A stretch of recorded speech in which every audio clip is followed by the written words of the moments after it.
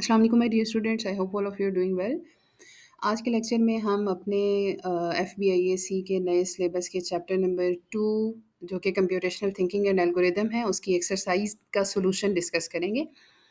और one by one पहले MCQs को देखेंगे एंड देन शॉर्ट क्वेश्चंस की बात करेंगे कि किस तरीके से आप इनका सॉल्यूशन फाइंड कर सकते हैं।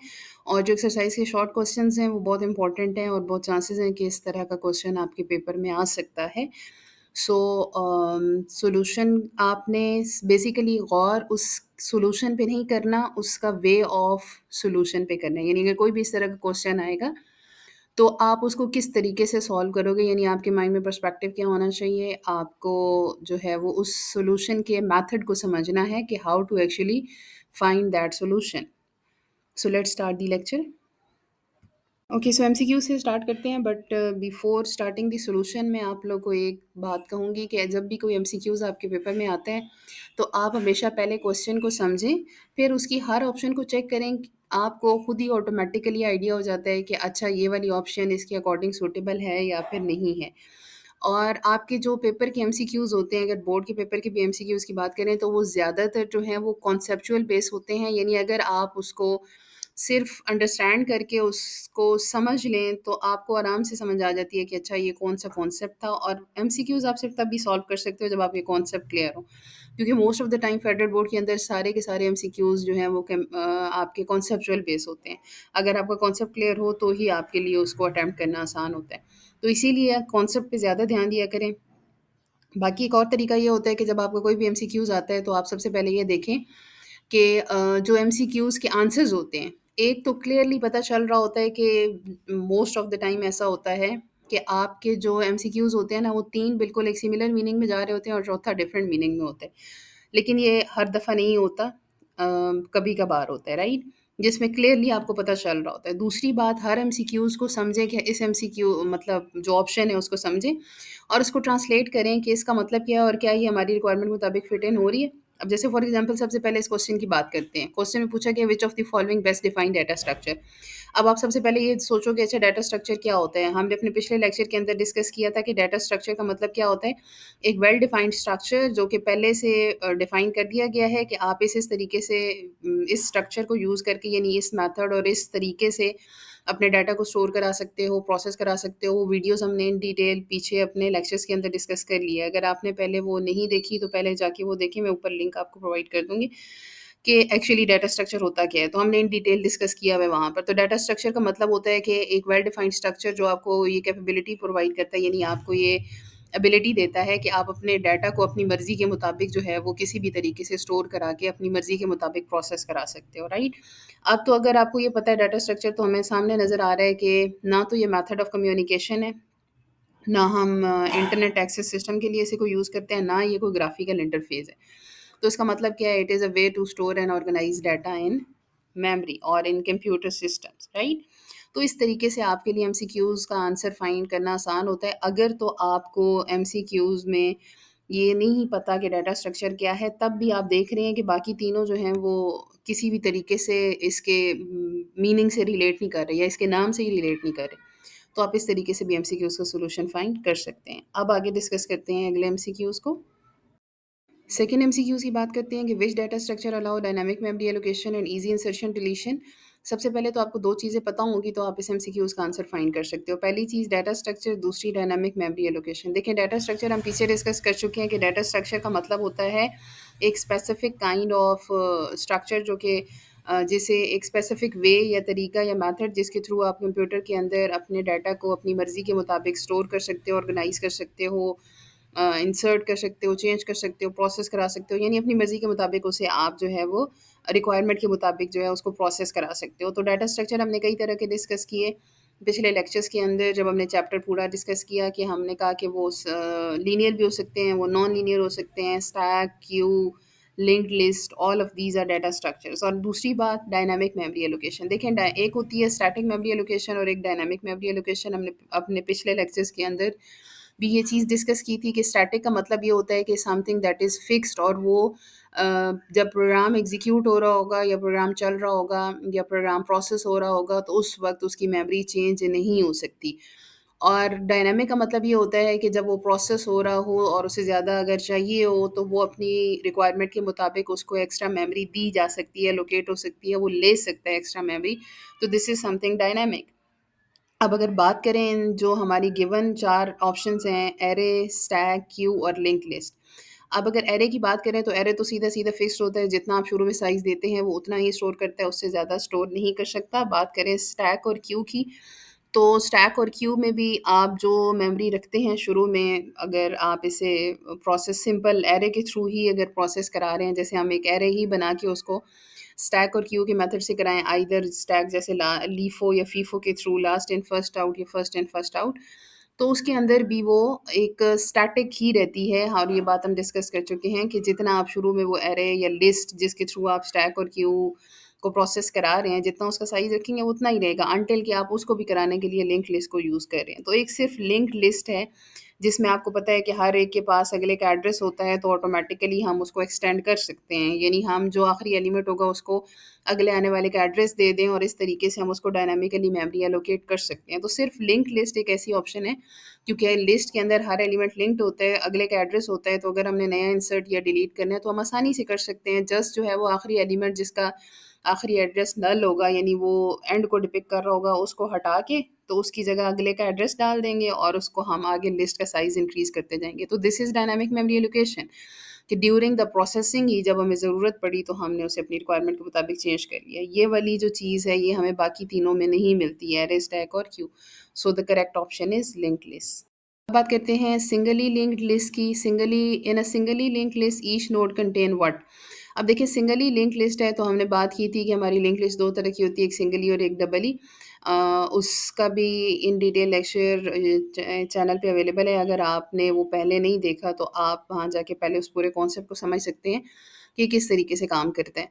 अब सिंगली लिंक्ड लिस्ट क्या है? सिंगली लिंक्ड लिस्ट का मतलब होता है कि जहाँ पर हर डाटा के हर जो नोड होता है, यानी एक स्पेसिफिक नोड, उसके पास सिर्फ डाटा होता है और एक एड्रेस होता है जो अगले नोड का होता है। सिंगली लिंक्ड लिस्ट में सिर्फ एक एड्रेस होता है, और किसका? नेक्स्ट नोड का। अब उसके पास प्रीवियस का नहीं होता, उसके पास कोई वैल्यू नेक्स्ट की नहीं होती।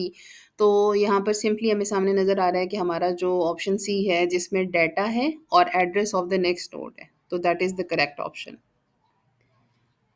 क्वेश्चन नंबर 4 की बात करते हैं। Main advantage of doubly link list over a singly link list is. अब देखें सिंगली लिंक लिस्ट में सिर्फ अगले का एड्रेस होता है, डबली लिंक लिस्ट में उसका पिछले का भी एड्रेस होता है, अगले का भी एड्रेस होता है। तो ऑब्वियसली जब आपके पास आगे पीछे दोनों एड्रेस हों तो वो ज़्यादा ऑप्शंस की अवेलेबिलिटी आपके पास आ जाती है कि आप उससे ज़्यादा बेहतर तरीके से जो है वो अपने डाटा को रीड कर सकते हैं, अंडरस्टैंड कर सकते हैं, रिट्रीव कर सकते हैं, प्रोसेस करा सकते हैं। और उसका ट्रैवर्सल आपके लिए आसान हो जाता है। ट्रैवर्सल भी तो बेसिकली यही होता है ना कि एक नोड से दूसरे नोड तक जाने के लिए हमारे पास जो है वो कितने रास्ते अवेलेबल हैं और किस तरीके से जा सकते हैं। तो इसका मतलब क्या हुआ कि जो मेन एडवांटेज है, सिंगली लिंक लिस्ट में एक एड्रेस होता है जो कि सिर्फ अगले नोड का होता है, और डबली लिंक लिस्ट में आपके पास 2 एड्रेस होते हैं, अगले का भी होता है, पिछले का भी होता है। तो आपके लिए उसको अपनी जो पूरी लिंक्ड लिस्ट है उसको ट्रैवर्स करना आसान हो जाता है, right? So random access as such इसके ऊपर सूटेबल नहीं होता, लेस मेमोरी वैसे सूटेबल नहीं है, अरिथमेटिक ऑपरेशन तो कोई तुक नहीं बनती उसकी यहाँ पर। तो obviously the correct answer is कि ये सबसे बड़ा फ़ायदा क्या देती है कि आप दोनों डायरेक्शन में जो है वो अपने डाटा को ट्रैवर्स कर सकते हैं, आगे भी और पीछे भी, क्योंकि नेक्स्ट भी एड्रेस होता है और प्रीवियस भी होते हैं। ओके, तो अब वो पूछ रहे हैं जी, which type of linked list connect the last node back to the first node? अब अगर आप इसको लिटरल मीनिंग में समझे तो आपको यहीं से आंसर मिल जाएगा कि वो ये कह रहे हैं कि आप आखिरी वाले जो एलिमेंट नोड है उसको पहले से कनेक्ट कर दो। तो जब आखिरी पहले से कनेक्ट होता है तो ऑटोमेटिकली साइकिल या सर्कल बन जाता है, राइट? तो सामने नज़र आ रहा है कि circular link list is the correct option. क्यों? क्योंकि जब आखिरी पहले से लिंक बनेगा तो एक साइकिल यानी सर्कल बन जाएगा। तो वही हमने डिस्कस किया था कि हमारी सर्कुलर लिंक लिस्ट होती है जहाँ पर हम अपने आखिरी और पहले एलिमेंट को इंटरकनेक्ट कर देते हैं, राइट? तो ये हमारी क्या कहलाती है? Circular linked list. That is the correct answer is option B. Okay, तो हमने इन डिटेल ये सारी बातें डिस्कस की हुई हैं कि स्टैक 2 ही ऑपरेशन परफ़ॉर्म करता है, पुश और पॉप। अब यहाँ पर उन्होंने कहा कि which operation removes the top element from a stack. जब हमने स्टैक के ऊपर से टॉप एलिमेंट को रिमूव करना होता है तो हम पॉप करते हैं, जब हमें ऐड करना होता है तो हम पुश करते हैं। इन क्यू, डी क्यू सामने नज़र आ रहा है कि ये तो क्यू से रिलेटेड हैं, ऑप्शन हो नहीं सकते, तो पीछे हमारे पास आंसर यही बचता है, दैट इज़ पॉप। ओके, अब वो पूछ रहे हैं जी, ट्री के अंदर which node in a tree does not have any children. अब वो कौन-सा एलिमेंट होता है या नोड होता है जिसके फर्दर चिल्ड्रन नहीं होते? तो हमने ये भी बात अपने ट्रीज़ एंड ग्राफ वाले जो लेक्चर था उसके अंदर इन डिटेल डिस्कस की थी कि जो आखिरी वाले हमारे नोड होते हैं जिन्हें हम लीफ नोड कहते हैं, और उन्हें लीफ नोड क्यों कहते हैं? क्योंकि उनसे आगे फर्दर कोई भी और जो है वो चिल्ड्रन उनका एग्ज़िस्ट नहीं कर रहा होता, राइट? रूट के भी होते हैं, सिबलिंग्स तो ऑब्वियसली जो है वो फर्दर एक्सटेंड कर सकते हैं। सो पीछे जो हमारे पास एक ऑप्शन बचती है दैट इज़ लीफ नोड, और ये बात हमने उस वक़्त भी डिस्कस की थी कि लीफ नोड वो नोड होते हैं जिनके फर्दर कोई चिल्ड्रन नहीं होते। ओके, तो इसमें तो मेरे ख़्याल में बताने की कुछ ज़रूरत ही नहीं है कि which data structure operate on LIFO principle. हमने अपने स्टैक और क्यू वाले लेक्चर के अंदर इन डिटेल ये बातें डिस्कस की थी। Stack works on LIFO and queue works on FIFO. So last in first out is stack. सीधी सी बात है, स्टैक का मतलब होता है पाइल। जब आप पाइल बनाते हैं तो जो सबसे आखिर ऊपर रखा होता है वही सबसे पहले निकालते हैं, राइट?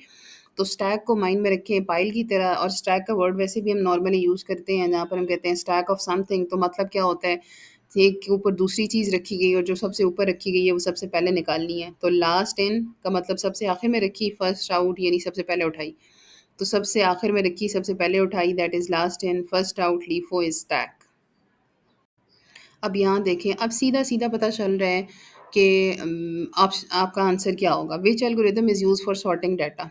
अब बाकियों के साथ सॉर्टिंग यूज़ ही नहीं हुआ है। एक बाइनरी सर्च है, वो सर्च के लिए यूज़ हो रहा है। डेप्थ फर्स्ट सर्च है, सर्च के लिए यूज़ हो रहा है। यूक्लिडियन एल्गोरिथम है, हमें वैसे पता है कि हम जो है वो अपने वो जीसीडी फाइंड करने के लिए यूज़ करते हैं, और वो एक स्पेसिफिक एल्गोरिथम है। सॉर्टिंग के लिए हम उसे यूज़ नहीं करते, हम उसका एक स्पेसिफिक प्रोसेस है जिसके थ्रू कोई आंसर निकालते हैं। So the correct option is जिसके साथ सॉर्ट यूज़ हुआ है, दैट इज़ क्विक सॉर्ट। वैसे फेडरल बोर्ड कभी भी इतने आसान एमसीक्यूज़ अपने पेपर में नहीं देता है जितने इस बुक के अंदर इंक्लूडेड हैं, बट स्टिल आपको कॉन्सेप्ट होना चाहिए कि आपने कैसे आंसर फाइंड करना है। ओके, अब बात करते हैं एमसीक्यूज़ क्वेश्चन नंबर 10 की। अब ये आपके बुक के सिलेबस के अकॉर्डिंग तो इंक्लूडेड नहीं है, बट एक्सरसाइज में है तो हमने डिस्कस करना है। Which algorithm is an example of greedy algorithm. Basically greedy algorithm आपके 9th-10th के सिलेबस का पार्ट है, आई थिंक 9th की बुक में है शायद। बट आप लोग को ग्रीडी एल्गोरिदम की अगर सिंपल सी डेफिनेशन बताऊँ तो ग्रीडी एल्गोरिदम वो होता है जो कि हर स्टेप पे ऐसे डिसीजन लेता है जो कि एक बड़े एफिशिएंट सॉल्यूशन तक पहुंचने में हेल्प करता है। यानी हर स्टेप पे ऐसे डिसीजन लिए जाते हैं जो हमारे मतलब पार्ट्स में डिवाइड करके, ताकि हम एग्जैक्ट बड़े सॉल्यूशन तक पहुंचने तक जो है वो हमें ज़्यादा बेनिफिशियल हो हमारे लिए। सो इसकी एग्जांपल की अगर बात करें तो इनमें से बाकी कोई भी इस ग्रीडी एल्गोरिदम के क्राइटेरिया को मीट नहीं करता। और जो हफमैन कोडिंग है जिसके अंदर हर स्टेप के अंदर हम 2 लीस्ट फ्रीक्वेंट नोड को, यानी जो सबसे कम कॉमन होते हैं उसमें से कोडिंग स्कीम में, उसको कंबाइन करके एंड देन हम हर प्रोसेस को आगे चलते जाते हैं। ये बेसिकली यूज़ होता है डाटा कंप्रेशन के लिए। जैसे आपकी ज़िप फाइल्स वगैरह क्रिएट की जाती है, जेपीईजी क्रिएट की जाती है, उसमें क्या किया जाता है कि जो कॉमन फ्रीक्वेंट यानी कि ज़्यादा यूज़ होने वाले जो उसके अंदर कैरेक्टर्स होते हैं उनको शॉर्ट कोड के अंदर कंप्रेस कर दिया जाता है, और जो कम यूज़ होने वाले होते हैं उनको थोड़ा लॉन्ग दे दिया जाता है ताकि हमारा डाटा कंप्रेस होके उसका साइज़ छोटा हो जाए। तो इसका मतलब क्या होता है कि हर स्टेप पे हम जो है वो लीस्ट फ्रीक्वेंट नोड को कंबाइन कर रहे होते हैं, यानी जो कम कॉमनली यूज़ होने वाले नोड्स हैं उनको कंबाइन करते जाते हैं। तो इसका मतलब है कि ये हर स्टेप पे, और हर स्टेप पे जो कंबाइन हो जाता है वो कन्फर्म है, उसको हम चेंज नहीं कर सकते। वो फाइनल डिसीजन होते हैं। तो इस वजह से हम इसको कहते हैं कि ये ग्रीडी एल्गोरिदम के अंदर आता है जहाँ हम हर स्टेप के अंदर एक ऐसा डिसीजन लेते हैं जो हमारे एक बड़े डिसीजन तक पहुँचने में हमारे लिए हेल्पफुल होता है और उस प्रोसेसिंग को भी ईज़ी कर देता है।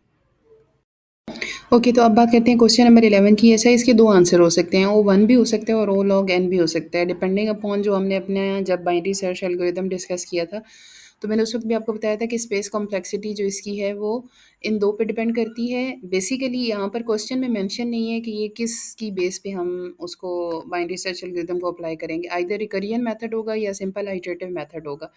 अब अगर तो क्वेश्चन में आता है what is the space complexity of the binary search algorithm using iterative approach, या यूजिंग आइटरेटिव मेथड, तो फिर तो कंफर्म है कि वो O1 होगा, दैट इज़ कांस्टेंट। क्यों? क्योंकि आइटरेटिव मेथड में तो सिंपल वेरिएबल्स ही होंगे लूप्स के, और उन्हीं के अंदर हम वैल्यू स्टोर करा के तो उनको प्रोसेस करा लेंगे, कोई एक्स्ट्रा मेमोरी की ज़रूरत नहीं है। लेकिन अगर यही क्वेश्चन आता है what is the space complexity of binary search algorithm using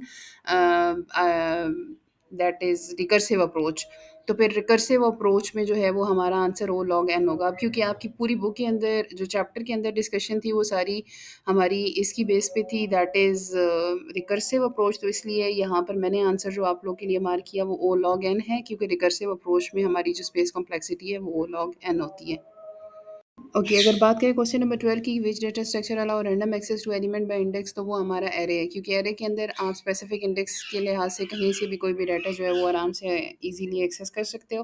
बाकी स्टैक, क्यू और ट्री जो है वो हमारे एक डाटा स्ट्रक्चर्स हैं जो कि लीफो, फीफो और सिंपल ट्रेवर्सल मेथड और हमारी रिक्वायरमेंट के मुताबिक जो हम डिफरेंट डाटा स्ट्रक्चर यूज़ करते हैं उसमें हमें हेल्प करते हैं। बट यहाँ पर एरे है जो कि रैंडम एक्सेस अलाउ करता है, यानी हम इंडेक्स के थ्रू एलिमेंट को बहुत आसानी से एक्सेस कर सकते हैं। सो पहले क्वेश्चन नंबर 13 को अंडरस्टैंड करते हैं। क्वेश्चन नंबर 13 में हमारे पास है जी, school want to automate the process of generating student report card based on input marks, यानी इनपुट मार्क्स की बेसिस पे हमने रिपोर्ट कार्ड जनरेट करना है। अब वो कहते हैं जी, which type of computational thinking would be involve in identifying how to separate marks by subjects, calculate the average and assign grades. अब हमने 4 स्टेप्स पढ़े थे, दैट इज़ डिकम्पोजिशन, उसके बाद जो है वो abstraction, pattern recognition and algorithm design. अगर हम इन 4 स्टेप्स की बात करें तो आपको अगर क्लियरली यहाँ देख के ही पता चल जाना चाहिए वैसे तो, कि हाउ टू सेपरेट मार्क्स पे subject, different task, calculate average, different task, assign grade, different task. और हमने क्या कहा था कि डिकम्पोजिशन के अंदर हम उनको तोड़ के पार्ट्स में डिवाइड कर देते हैं, अपनी बड़ी प्रॉब्लम को छोटी प्रॉब्लम्स में डिवाइड करके उसे आसानी से हम जो है वो डेवलप कर सकते हैं। तो यहाँ आप देख सकते हैं कि separate marks by subject is an one task, calculate average other, assign grade other. तो इसका मतलब है कि डिकम्पोजिशन के थ्रू हम इसको ज़्यादा बेहतर तरीके से, यानी डिकम्पोजिशन के स्टेप को इन्वॉल्व करके हम इसको अपनी रिक्वायरमेंट के मुताबिक इन 3 को अलग-अलग एल्गोरिदम बना के या अलग-अलग प्रोसेस बना के एंड देन उसे एक सक्सेसफुल एप्लीकेशन बनाने के लिए यूज़ कर सकते हैं। ओके जी, नेक्स्ट क्वेश्चन है what is the time complexity of linear search. और हमने कहा था कि लीनियर सर्च कैसे काम करती है कि हर एक एलिमेंट को हर एक से कंपेयर करना होता है। तो अगर हमारे पास लिस्ट यानी एन साइज़ इंक्रीज़ हो जाता है, एन बेसिकली हमारे उस इनपुट साइज़ को बता रहा है। अगर हमारी इनपुट का साइज़ इंक्रीज़ हो जाता है यानी हमारी लिस्ट इंक्रीज़ हो जाती है, तो इसका मतलब क्या है कि हमारे कॉम्बिनेशन इंक्रीज़ हो जाते हैं, जिसकी वजह से हमारी जो टाइम कॉम्प्लेक्सिटी है वो भी लीनियरली इंक्रीज़ हो जाती है, दैट इज़ ओ एन। और ये बात हम इन डिटेल में अपने लीनियर सर्च एल्गोरिथम के अंदर डिस्कस कर चुके हैं कि जो time complexity of linear search है that is O N. Okay, बात करते हैं क्वेश्चन नंबर 15 की, जिसके अंदर वो कहते हैं कि during an inter school tech competition students were asked to develop a solution for managing traffic signal based on traffic density. Traffic density का मतलब, डेंसिटी आपने फिजिक्स में पढ़ा होगा, that is mass per unit volume, कि basically अगर simple अल्फाज में बात करें कि एरिया के लिहाज से वहाँ पर कितनी ट्रैफिक है, यानी ऐसा अगर एक छोटी सड़क है तो वहाँ कितनी ट्रैफिक है, उस ट्रैफिक की सड़क रोड साइज़ के लिहाज से कितनी ट्रैफिक है, यानी एरिया के लिहाज से ट्रैफिक को हम ट्रैफिक डेंसिटी कह सकते हैं, right. Which approach is best for their use of computational thinking, यानी कौन सी अप्रोच हमारे लिए सबसे ज़्यादा बेनिफिशियल होगी।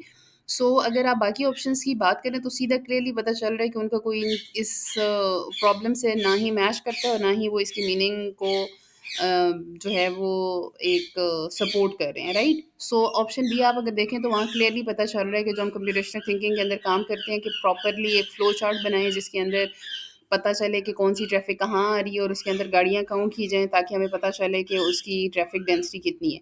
तो क्लियरली सामने नज़र आ रहा है कि option B is are correct answer. Okay, video को एंड तक देखने का शुक्रिया और आई होप कि आपको आज का लेक्चर क्लियर होगा। If you have any question, you can ask me in the comment section and do like and subscribe my channel if you found it useful. Thank you.